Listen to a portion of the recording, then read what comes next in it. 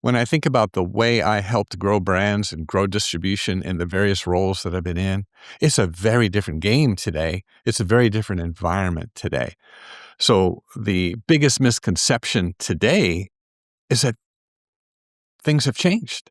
And it amazes me every day how few people have changed along with it. They're still running plays out of the same playbook that they did 20 years ago or 30 years ago. No adjustments, just that's the playbook. This is what you do.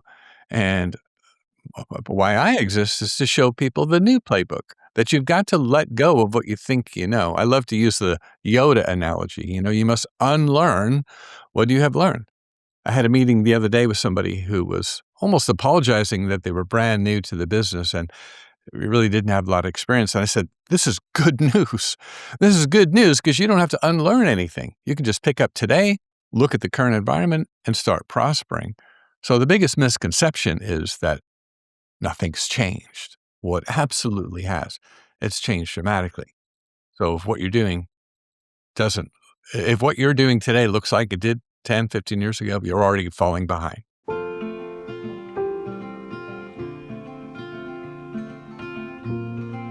Welcome, everybody, back to the Barrels and Roots podcast. I am your host, Sean Trace, tonight, and I am very happy to have an awesome guest with me today. Now, would you like to tell people who you are and a little bit about what you do? Sure. I'm Ben Salisbury. I'm the founder and president of Salisbury Creative Group. We are a almost 12-year-old consulting firm that specializes in sales, execution, sales success for wineries and distilleries all around the world. That's awesome. Now, how did you get into this path, this career? What pulled you down this direction? Yeah, well, I've been at it a long time. In May, it'll be the end of my 42nd year doing this. That's awesome. I started out in restaurants and hotels. I went to culinary school for college. I got my degree in hotel restaurant management. So I thought that was where I would be spending my life, is working in restaurants and hotels, maybe even owning my own restaurant. But in the mid-'80s, I got bitten by the wine bug. I became obsessed with learning about wine, just like many others.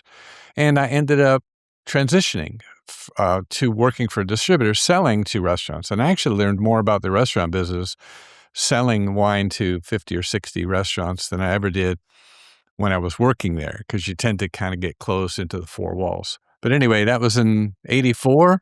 Started selling wine to restaurants mostly, but also package stores. And I learned the business from the ground up, and I've been doing it ever since.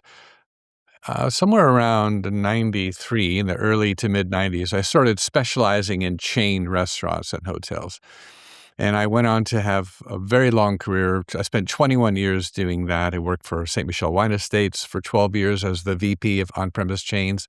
Then I went to Constellation to do the same type of job, but a much bigger company.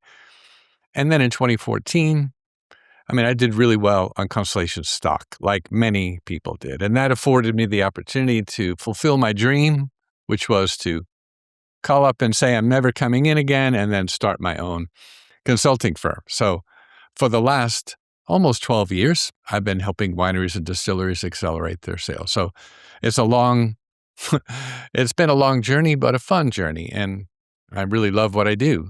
I turned 65 last summer, and people are always asking me when I'm going to retire. I have no plans to retire. I love what I do, and I love controlling my own time and destiny. So I'm excited to be doing what I'm doing. You've got a lot of experience doing what you do, and one of the things too, like I studied martial arts for many years, and I just got home tonight, just cleaned up, looking fancy right now, but I just cleaned up because I was just bumming, and I just finished a Muay Thai class, and I was sweating and then looked awful, and I was like, I need to clean up a little bit right now because I don't look that great, and tried to clean up and put a tie on just so I could feel a little bit more fancy. But one of the things that I love is, like, when you get experience is this powerful thing. I remember once I got to work out with this old Muay Thai coach, and he was old. He was in like his 80s, and he was just he looked like he has a smile, like he just moved slow. But man, he had some skills. And he would show you these little things, and you'd be like, I'm doing this, and I'm tough guy. And he's like, You just want to change it like this. And he'd come up and just, even though he was old and tiny, he'd be like, "Phoom," and you're just like, how did you do that? And he's like, technique. Because Mm. there's we have this idea in our world that force will win every time. That you Yeah. just beat down the door and you keep beating on that door, and eventually you're going to be like, yes, see, it worked. No, it's because you took a sledgehammer to a door.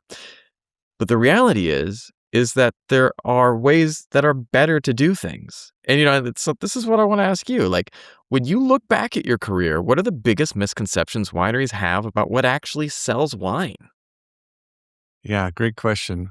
Well, it has changed a lot. I mean, Hmm. I would love to talk about the misconceptions that wineries have today, because that's where people could really use it.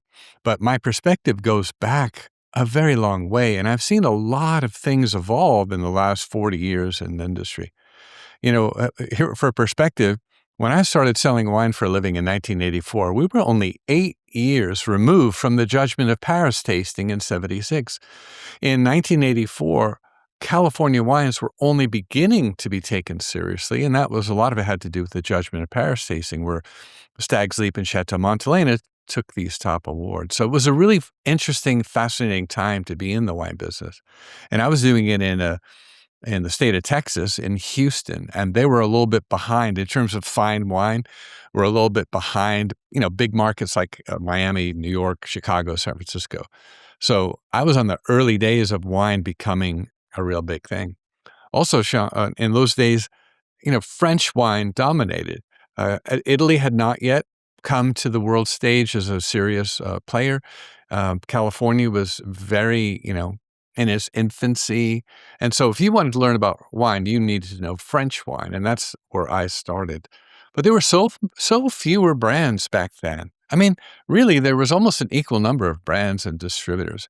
I worked for a distributor, and I never felt overwhelmed by our portfolio. I was proud of our portfolio, and I was able to sell it end to end. Those days don't exist anymore. And when I think about the way I helped grow brands and grow distribution in the various roles that I've been in, it's a very different game today. It's a very different environment today. So the biggest misconception today is that things have changed. And Hmm. it amazes me every day how few people have changed along with it. They're still running plays out of the same playbook that they did 20 years ago or 30 years ago. No adjustments, just that's the playbook. This is what you do. And why I exist is to show people the new playbook, that you've got to let go of what you think you know. I love to use the Yoda analogy. You must unlearn what you have learned. I had a meeting the other day with somebody who was almost apologizing that they were brand new to the business and we really didn't have a lot of experience. And I said, this is good news. This is good news because you don't have to unlearn anything. You can just pick up today, look at the current environment, and start prospering. So the biggest misconception is that nothing's changed. What absolutely has. It's changed dramatically. So doesn't, if what you're doing today looks like it did 10, 15 years ago, you're already falling behind. Yeah, it's interesting because, um, you know, it- the world changes fast. And I mean, I was I was upstairs just watching a video with my daughter, and one of the interesting things is I have this guilty pleasure videos that I like to watch, and when I found out my daughter had discovered them a year or two after I did, and 3 years or two or 3 years after I did, I absolutely am fascinated by these horseshoe videos where they do clean like they put on the horseshoes and they trim the horse's hoofs. And there's also this guy, the hoof GP, such a cool, and he does cows' hooves.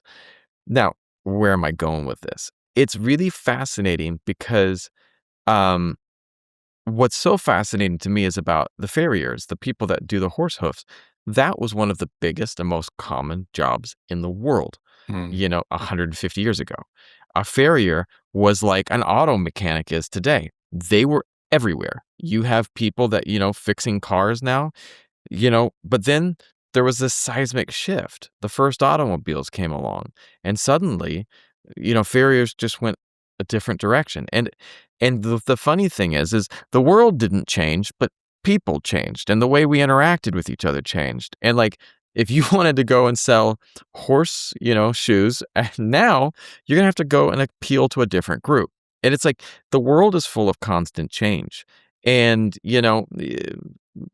I think that, I see that the taste of different generations change as well. And it's interesting to see as wineries are starting to try to figure this out. And what pops into my head is like this. You've worked with a lot of producers who believe like it's all about great branding and luxury positioning. We'll do all the heavy lifting, like you've got the name, you're good.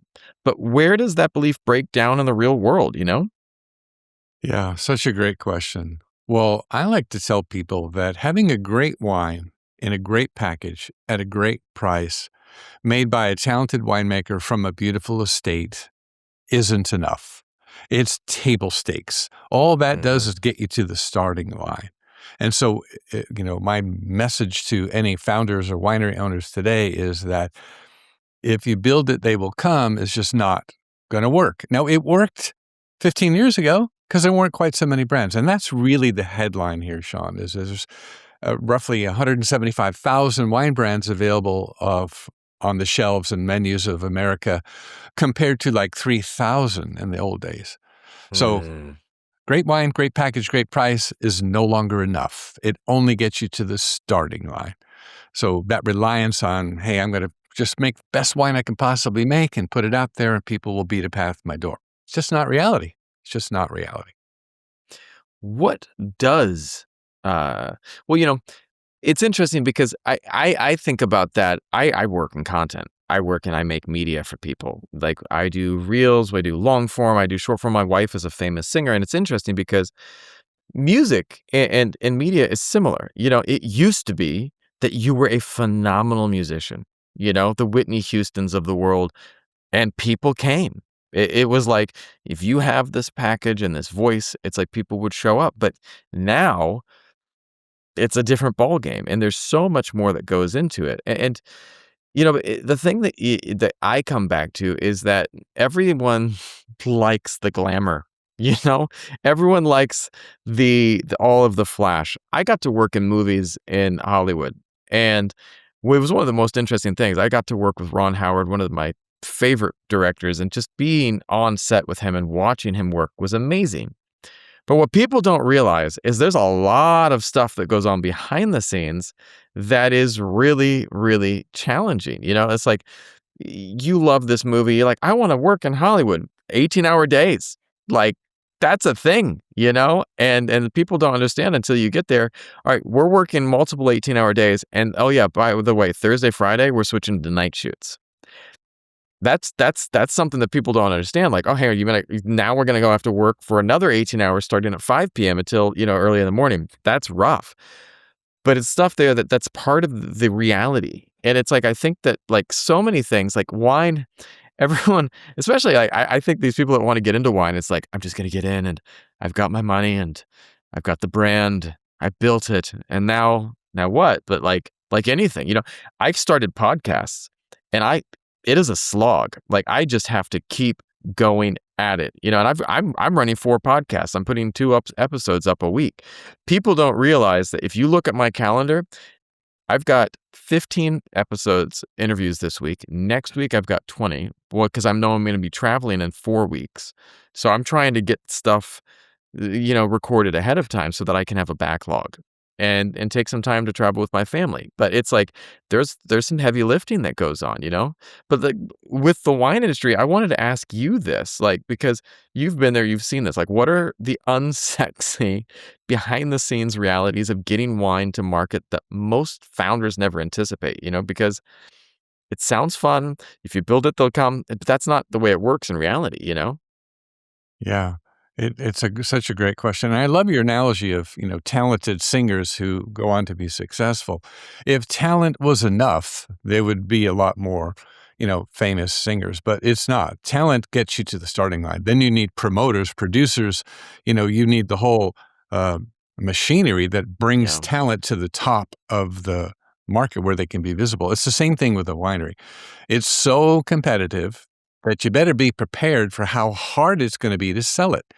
Yeah. Having talked to hundreds of winery owners and founders, I consistently see them miss this idea that how hard it's going to be to sell.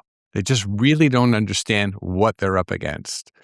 And that is my wish for winery owners and founders, is that you must factor in how hard it's going to be to sell. But once you do that, then you can set about the task of doing the selling. And another thing that's tucked into that, Sean, is selling, right? Sales isn't what most people think it is. It's not about persuasion. It's not about making a great presentation, overcoming objections. It's not about, describing the features and benefits of your product in a way that the consumer will just say, okay, I'll take a case. That's not what selling is at all. Selling is really serving. It's about being focused on the customer and what your product does for them.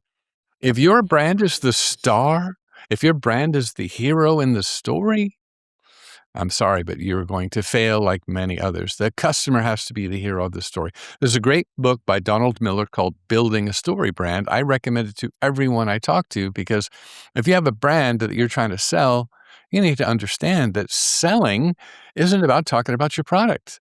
It's about connecting with your customer and helping them get what they want. Speaking of misconceptions, that's the other really big one, is that what selling is and is not. I love that. Because it's interesting, because people, what are you selling? And at the end of the day, I think that people have to break this down more, because I've seen, and I'm not an expert on this field by any way, shape, or form. But, when I see people trying to market things, when I see people trying to sell a product, they try to make things look fancy. They try to, like, the first thing is that I had a gentleman that came in for a job. He was really one of the nicest people I've ever met. And he came in and he presented, he had the best CV, is the best CV I've ever seen. And he put in this thing into place, and he put all of this work into it. And he was a project manager, and he did all this stuff. And we got to the end of the interview, and I said, "This is phenomenal. This looks great." And he's like, "So I got the job?" And I said, "No, I am not hiring for that position. I'm hiring a video editor. Like, you might be this perfect package. It might look wonderful. You might be amazing at what you do. But if it's not what the person needs, and if you're not really selling to their need, and so it's like, I love that you're talking about, I'm curious about how people figure that out, though. How does a winery figure out what the customers want? Yeah, it's actually very simple. It's very simple. The traditional model of selling is to focus on your product and its merits and its features and benefits. But the answer is to focus on the customer and what's important to them. And understanding what moves people to buy. So it's not a stretch for any winery founder owner to spend a little time understanding how sales are made, what motivates people to buy, whether it's a restaurant or a retail or even a consumer. That piece is missing. And this is one of the downsides of our industry, where we have the 3-tier. Most winery founders think the task of selling falls to another entity, like a distributor or a broker. And while that used to work, when there weren't so many brands, it doesn't work today. So it's not hard. It's not a stretch. It's no big secret. Selling is about serving customers. It's not about your product. It's really not. Here's an example. Let me give you an example. Okay. When I first started selling to chain restaurants, I thought erroneously that I needed to have a great price, that, these big national buying powers were going to want to use their leverage to get the price lower. I also thought it was about the quality of the product. So the first few times I went to a big chain restaurant headquarters, I was there with samples talking about the product. But I quickly learned, Sean, that these chains have no trouble at all finding a great Chardonnay to pour by the glass for $6. No trouble at all. There's thousands of them. When I stopped focusing on my product and I started focusing on their business and what was important to them, I discovered their biggest pain point was out of stocks. If you're the Cheesecake Factory and you have 400 restaurants, being out of stock of your only $6 Chardonnay is destructive as heck. It's like it's tantamount to sending your your guests across the street where they do have a $6 Chardonnay, their big pain point was logistics. Being able to supply the wines they put on their list were put on there by people who could handle the logistics tasks of never running out of stock across 400 restaurants in 42 states. And on the pricing issue, it wasn't a low price that they were most interested in, although they'll take that. They wanted some consistent pricing because they're printing it on their menu. So if you tell them, hey, this Chardonnay is going to come into Florida at $7 a bottle, and they go price it accordingly, and now it's coming in at $7.25 or $7.50, or it's never the same. This is a huge problem. So the minute I started stop focusing on my products and started focusing on how can I best serve this big national chain, everything changed. Sold millions of cases of wine, no exaggeration, millions of cases to that channel by aligning with what the customer wanted and needed. The products are interchangeable. It's the service and the dependability and the trust that gets you that business. I love That's that. the same. It's the same for a small independent restaurant or retailer or a large global company. It's the same. It's about the customer and their business, not about your product. It's interesting because we have this misconception that it's all about the product. But you know what? It's like, if you are, I remember seeing this thing in business school that I was looking at, and it was interesting because we were talking about the things to sell, and they were trying to like boil it down, and they were like talking about this example about the lemonade stand. If you're selling lemonade and it's a freezing cold day, you're not going to sell much lemonade because your customer doesn't need lemonade. They need hot chocolate. They need something to warm them up. And it was interesting to me because I always try to come back to thinking about what does the customer need at this time, because it changes, and but you have to pay attention. But I think that it's all about listening too, and paying attention. I had a guest come on recently that was talking about like the importance of social listening now in this age of social media, that companies have to start paying attention to what people are saying.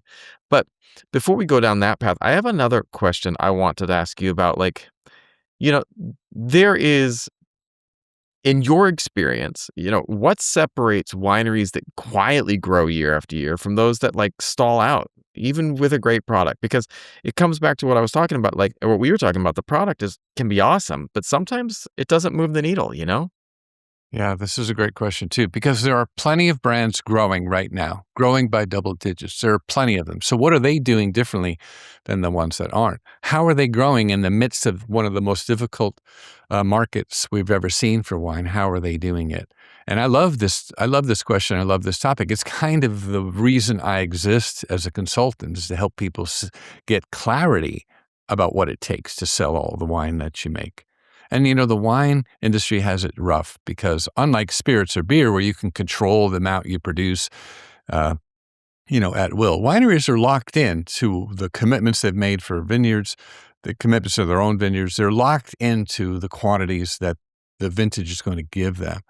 So it is especially hard for wineries. But here is the difference. It's a mindset, right? It's having a firm grasp of reality. And this takes a couple different shapes. One is understanding the limitations that distributors have today to get your wine into restaurants or retailers. If you don't understand those limitations, you're dead. You're never going to sell all of your wine. So that's step one. You also have this mindset that if it's going to be, it's up to me. There is no one who's going to sell your wine for you. No distributor, no broker. You're going to have a plan. You're going to have a strategy to do that yourself. And that is lost on a lot of people. I tell people, Sean, that it's really comes down to two things: who to sell to, because not your product isn't for everyone. And the more you try to be all things to all people, if you try to matter to too many people, you'll end up mattering to none. And the other thing is that it's about how to sell to them.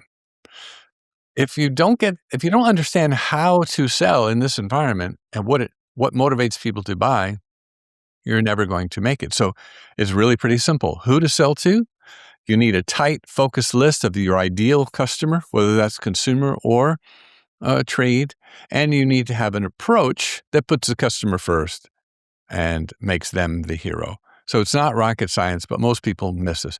They miss it because it's counterintuitive. It makes sense that I must convince you to buy, and that's just not true. It's not about you or your brand. It's about the customer, the person writing the checks. You must have empathy. In Daniel Pink's book, To Sell is Human, which should be required reading for anyone who has something to sell, he talks about empathy being the most important thing, not persuasion. You have to spend time researching your customers, knowing them, understanding what they want, what motivates them, and then figure out how to deliver that to them. The "if you build it, they will come" mentality has killed more brands and will continue to kill brands. So it's really a mindset shift Yeah. and understanding how to be successful. Well, and it's interesting because we've entered into this time where the market is shifting. And I think that the wineries are realizing this, that the people that they might have previously sold to, or habits are changing. People are buying different things. And it's interesting because um, I feel like at times, all of us, especially when it comes to sales, I had a way that I did videos editing, and it was interesting because I've done it for years. And then I had a new editor that I hired, and this person came in, and they showed me a completely different way. And I was just like, "Well, I'll be that that is not what I do." And that's something, but it was something that when I was able to incorporate it, it sped up my workflows, and it was able to give me something better that I could offer to my clients. But one of the interesting things is that it was me being blind to some of the tools that were right in front of me. It was me overlooking things that I might not have that I shouldn't have been overlooking, you know? And I wonder if are people, are there any secret or overlooked factors that consistently move the needle in distribution that no one wants to talk about publicly, but maybe we should be? Yeah, and I love the word secret because it doesn't have to be a secret. It shouldn't be a secret, but apparently it is because so few people really know about it.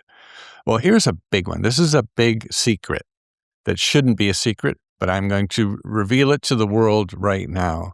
This idea that to grow a brand or to grow sales, you need to be in lots of stores, lots of restaurants. You need to be in lots of accounts. This is not true. More accounts do not equal more sales in today's competitive environment. Being in more states um, don't equate to more sales. Probably the most frequent inquiry I get when people reach out to me is, "Can you help me get into more states?" And then my answer is, "Why? You must think that being in more states will grow your sales." So the secret, Sean, is that less is more. You Hmm. need to become more meaningful to fewer well-chosen accounts. Yep. And this requires some thought, it requires research, and it requires empathy, as Daniel Pink would say. And to me, empathy in selling is understanding what the customer's challenges are and coming alongside them to help them meet them. So this is a secret. I have two YouTube channels, and I have one video that stands out above all the others. I mean, by a mile, and it continues to get 300-400 views a month, even though I produced it 8 years ago. It's called "The Secret to Selling Wine on Premise." And in this video, I talk about this. I'm like, it's not about your wine. It's about understanding how much do you know about how restaurants work, how they make money, how they make their decisions, how the people who work there are evaluated and graded for their performance. How much do you know about that? Because if you want to sell a lot of wine to restaurants, you got to get out of your world and into their world in a sincere, meaningful way. So that's the secret. The secret is it's not about your wine, it's about the customer. And you have a lot of work to do to understand your customer so that you can serve them in the right way. I love that. It's interesting too because did you ever see the movie Moneyball? Sure. I love Moneyball, and I love the whole underdog story because it's like one of the things that you have to realize, first of all, you don't need everyone to be your customer. Like, that's something that I tell people, like with my media production company. I am not trying to sell to everyone. I am trying to build great product, and I'm trying to find the people that need what I offer. And like, I get to be selective, and I get to work and find the people that need that, but I also have to understand what they need and think about it, you know? But one of the things too is like, it's not always easy when you're trying to figure out when someone is building something, building a company, building any type of business, and there are bigger fish out there. You know, like that's what Moneyball was all about. You had the A's, and then you got the big teams like the Red Sox and the Yankees who had these huge budgets, and you had this smaller team that was trying to compete, that was trying to keep up, and they had to find a different way to look at it, you know? And in the wine is the same. You know, you've got these big players, but you've also got these small and mid-sized wineries that are trying to keep afloat. And there's a lot of them right now. Like you said, there are a lot. It used to be a far fewer number of people producing wine, but now the options are out there. And how should small or mid-sized wineries think differently about sales strategy compared to large, well-capitalized brands that have all the money? Yeah, this is another great question, Sean. And this too is really pretty simple. And it starts with this. No one is going to do the selling for you. And I think that's one of the biggest mistakes winery owners make is they think I'll find a great distributor who appreciates what we produce and how we do things and what our values are, and they'll go and sell. This is a huge mistake. It's a huge trap. So the good news is these two things are very compatible. No one else is going to sell for you, and you don't need to be everywhere. So you can take the limited resources that you have and you can aim them in a way that will get you the highest return. Here's a very practical example. Um, there are some restaurants that do 10, 20 times as much revenue as the average restaurant. And so why is that? What is the indicator there? Well, it's foot traffic. If you have a busy restaurant that's always on a wait and the parking lot's full and there's a line out the door, those people are doing a lot of covers. They're serving a lot of people. So the volume at that restaurant is going to be much higher. So a by the glass at a restaurant like that might yield 5, 10 cases a week. Just being in a restaurant, around the corner that doesn't do that much business, you'll do a tiny fraction of that. So the way you have to think differently is you have to control your own destiny. You have to be real strategic about where you aim your resources, including your time. And you need to go where you're going to get the biggest bang for the buck. So the key to accelerating sales is to narrow your focus to the accounts that are capable of producing volume. I had a conversation this week with somebody who was struggling to achieve their sales goals. And I asked them, well, what are you measuring? How are you holding your salespeople accountable? What metrics do you use to see if they're on the right track? Well, they were measuring the number of sales calls they made per day and the number of accounts that they were in. And I asked this question. I'm like, well, if you say your goal is 50,000 cases this year, if you made your goal consistently, would it matter how many restaurants or retailers you were in? And they said, no, I guess not. Would it matter how many sales calls a day your sales team made?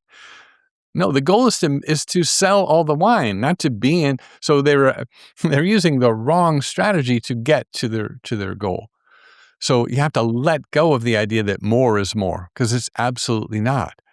Research the restaurants and retailers are capable of large volumes and focus exclusively on them. Success in sales today in a competitive market is ignoring most customers.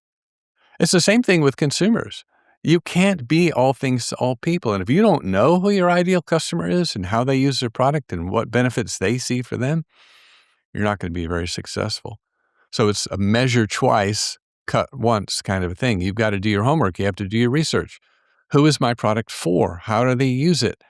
How can I find them? Where are they? Mm-hmm. How can I speak just to them? I love that. I was thinking about, this sounds funny, but the rise of like dating apps. Like, I had a friend who for years was just like, there's no one out there for me. I can't find anyone. But then she got on a dating app, and it was actually a good one, and she met all these people that were, like, into what she was into, and she was like, now I don't know how to make the decision. Like, I've got all these options because," but what's interesting is, like, even if someone's talking about friends or connecting to people, like, the people that you need, the community that you need, the customers that you need are out there. You just simply have to figure out how to connect to them. And I think that that's an interesting thing to think about. Like, when you figure out all of these pieces, you can start moving the needle, but you got to figure it out. And, that's the secret sauce. But, let me ask you this. Like, I think that people, especially like, oh man, I was watching some episodes of Mad Men recently. Love that show. And it's cracked me up. But like, I just think about all of the stuff that would go into marketing traditionally, into sales traditionally. And, there was a lot of buzzwords. There's a lot of things. And we had a meeting recently with this one ad agency to promote some stuff that my wife was doing. And they loved to use and throw around a lot of terms. And then we were like, and we finally got to the point of like, what are we going to do? Like, tell me I don't care about this and that, and you talking about this and that metric or this. What are we going to do to get people to watch this video? That's the end of the day, the thing that you got to tell me. And I don't want to hear fancy buzzwords. And that's like kind of what I want to ask you too, like, because people love to talk it up. But like, if you stripped away buzzwords like branding, storytelling, lifestyle marketing, what actually earns placement and keeps accounts? What gets things going? Yeah, so we're talking about the 3-tier world, pursuing restaurants and retailers, right? To carry your wines. Yeah. Yeah, so everybody loves buzzwords, and a lot of people, there's only one thing worse than not knowing what to do, and that's thinking you know what to do, but you're wrong. Right. And so that is quite prevalent today. And so it's a good place to start is looking at the mistakes that people make and avoiding the mistakes. I love professional sports, but I especially love coaching, right? I love to read the books and soak in the wisdom of the world's great coaches. And one of my favorites is Pat Riley, the great coach of the Lakers and the Bulls. But he says that the best way to win is to not lose. Figure out what's causing you to lose and stop doing it. I also love this old joke about a guy who goes to the doctor and he says, "Doc, every time I drink coffee, I have a sharp pain in my eye." And the doctor says, "Well, just take the spoon out of the cup." What you and I are talking about right now is how to take the spoon out of the cup. So it starts with not relying on distributors or anyone else to sell. It continues with understanding the customer is the hero, not you, that you have to get out of your world and into theirs. It's spending money on the right things. More money is wasted in this business on things that people think are going to move the needle, but they don't. And that's, this is what we're talking about is strategy. If you don't have the right strategy for today's environment, there's no way you're going to win. And it's not really a big secret. The other big mistake is people don't really understand sales like we've talked about. And when we haven't talked about this, they say, "Oh, I need a salesperson." And so they start looking at resumes and experience and who has connections, and they look at personality, and they hire that person and like, "Okay, go sell my stuff."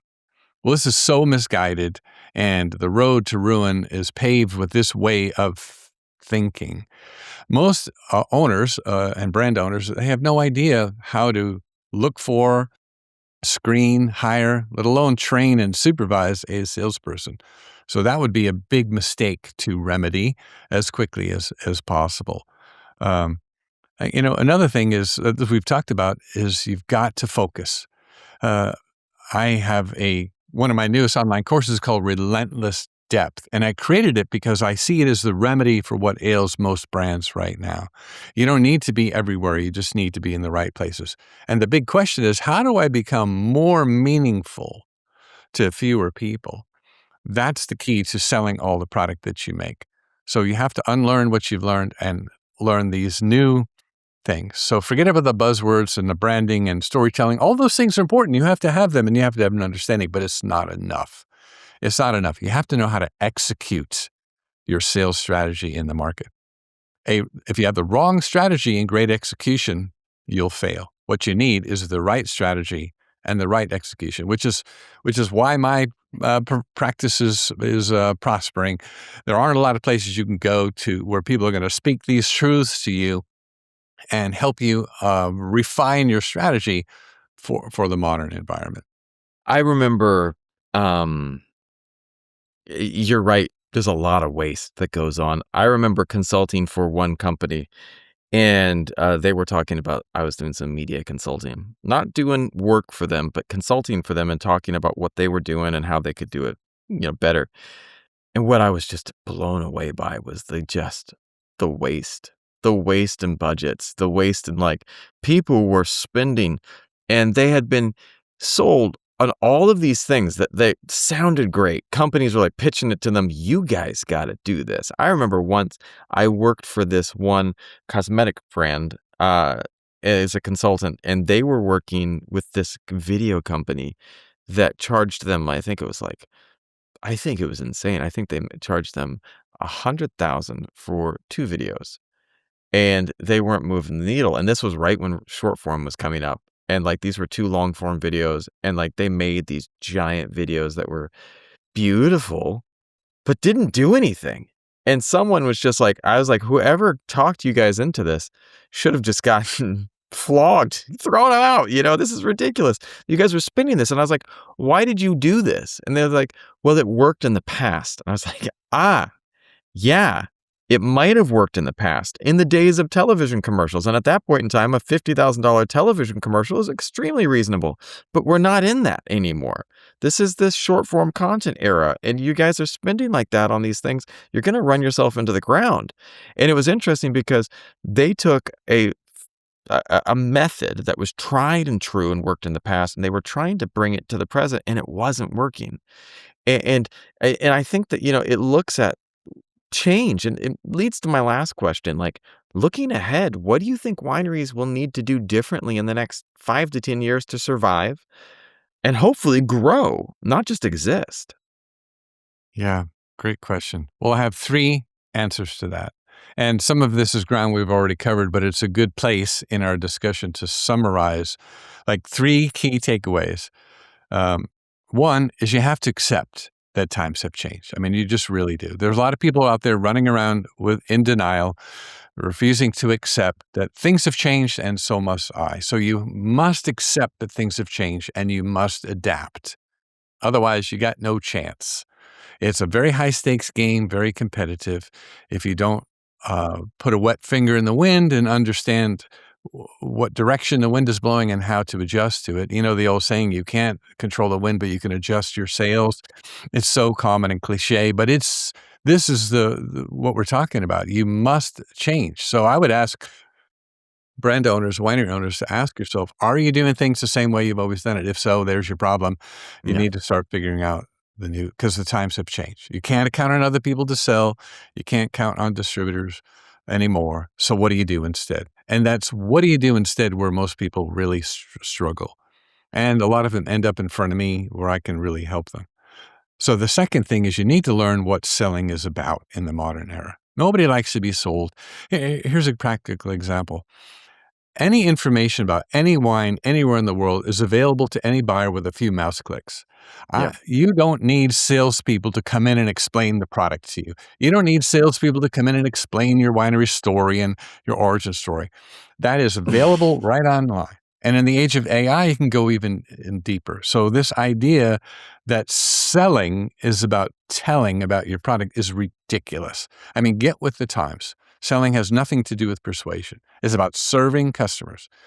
So, there's so many great books. I would start with Daniel Pink, To Sell is Human, and then I would read Carolyn Mahoney's book, Buyer First. It's a powerful shift that most people aren't willing to make because they don't understand what selling really is in the modern world.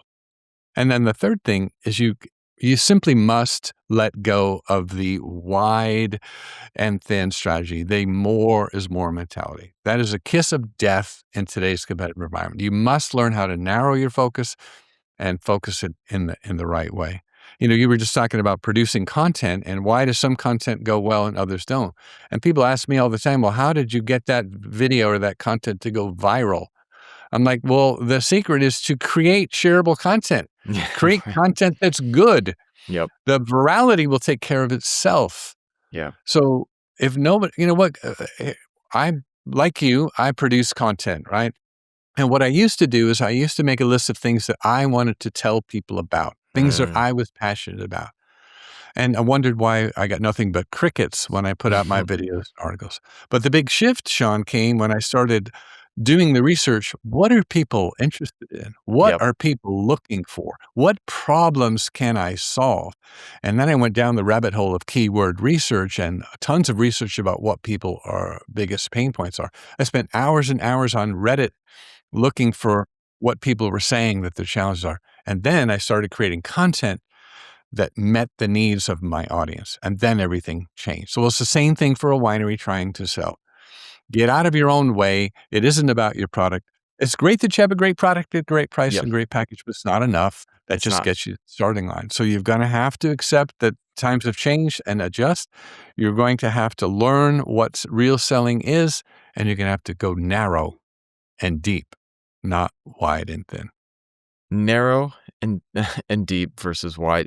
One of the things too that I think is so interesting is that like, was it? There are so many people now that do everything.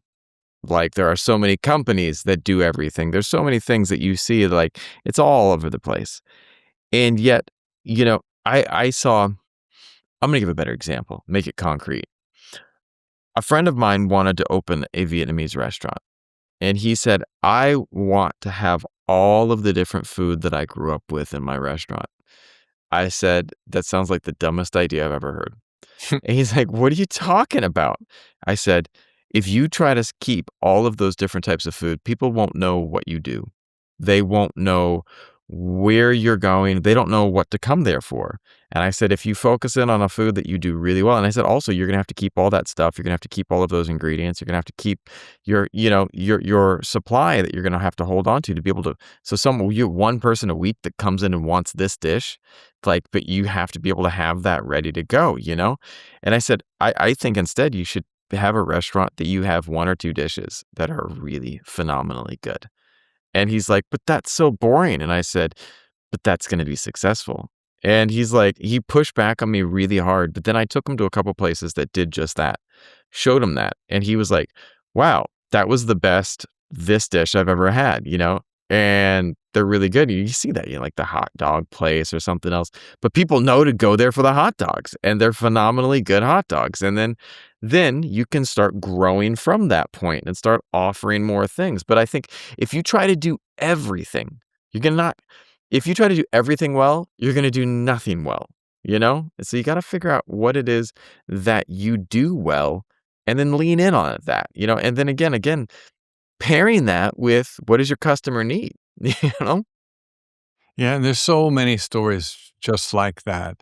I forget his first name, but his last name was Dodge. In the early days of American automobile, the guy who I'm blanking on his first name, but Dodge cars at the time had really, really high ceilings, and it just didn't look very pretty. And his explanation was, "I build cars to sit in, not piss over." He always liked to wear a hat.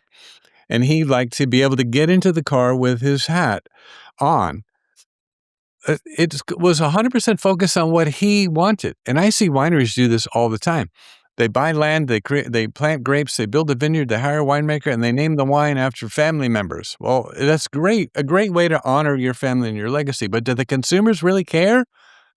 No, they don't care. That's not of interest to them. I would like to see winery owners stop projecting what you want onto your customers, because if you're wrong, you are cooked. It's not really not about what you want. And your Vietnamese restaurant story is brilliant. Look at Raising Cane's. They just do one thing: chicken fingers, fries, coleslaw. That's it. And they prosper because of it. You can't just create stuff that you like and hope other people like it. Right. So it's very misguided. It's But super. this Yeah. is This competitive environment we're in, this difficult environment, it's kind of like what COVID did to the restaurants. What COVID did was it purged all of the mediocre and substandard restaurants out there. The people who were left standing after the pandemic were people who knew what they were about, who knew their customers and did it really well. And the same thing with wine. Get out of your own way. It's not about you. It's not about your wine. It's about your customer. That's a hard pill to swallow, a really hard pill to swallow. And not to go off on too big of a tangent, but a lot of people who buy wineries or build wineries, they were very, very successful in another industry. And they try to take what made them successful in that industry into this industry. They fail to understand the complexity and the competitiveness of it. And they wonder why it's not working. So you really have to uh, kill your own ego and then align with what the market says it wants. It doesn't mean you have to take your fine wine and put it in a can or a box. That's not what it means. What it means is you have to understand who is your customer, how do they use your product, what does it do for them. Failure to do that is really catastrophic. Well stated. Where can people find out more about you and what you're doing? Yeah, the best way to find me and my content is winesalesstimulator.com.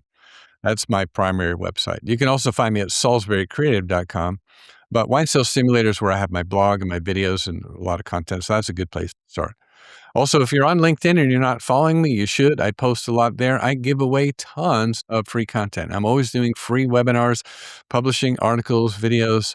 So if you're at all interested in how to adjust to the current environment, I have so much free content that you could avail yourself of. But start at winesalesstimulator.com.